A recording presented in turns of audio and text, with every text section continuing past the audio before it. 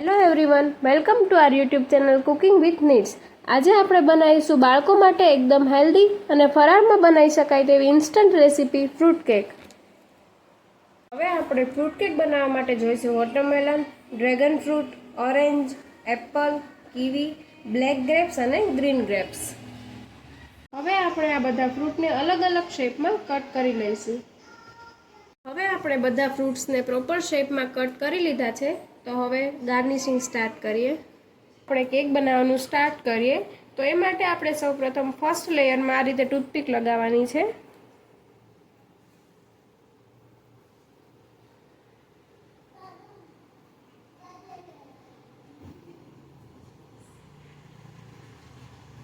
ત્યારબાદ એના ઉપર હવે સેકન્ડ લેયર આપણે સેટ કરીશું.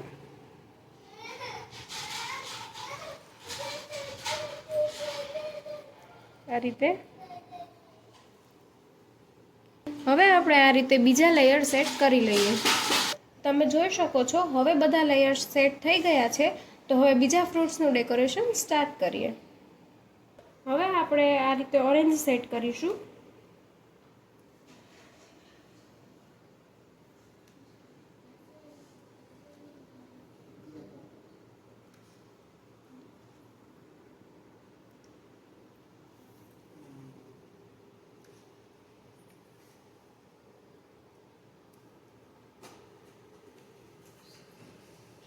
હવે આપણે જે ડ્રેગન ફ્રૂટના બોલ બનાવેલા છે તેને આ રીતે ટૂથપીકમાં સેટ કરી વોટરમેલનમાં સેટ કરી લઈશું. આ રીતે બીજા સેટ કરી લઈશું.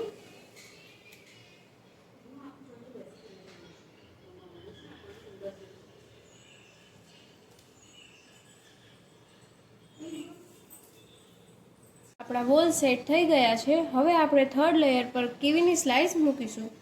આ પ્રમાણે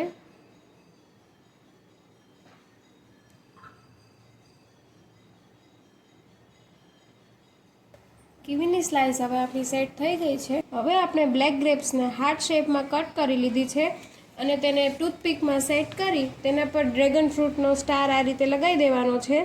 આ રીતે તમે જોઈ શકો છો, અને તે અહીંયા ઉપર સેટ કરી લઈએ. હવે આપણી બ્લેક ગ્રેપ્સ સેટ થઈ ગઈ છે.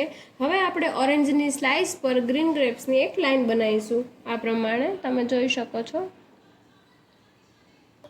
આ રીતે લાઇન બનાવવાની છે, તમે જોઈ શકો છો.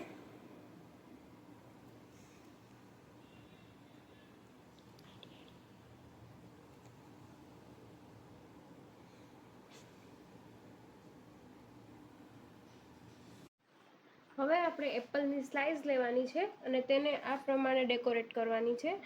વચ્ચે આપણે જે આ ગ્રેપ્સનું હાર્ટ રેડી કર્યું છે એ મૂકીશું. આ રીતે મૂકવાનું છે.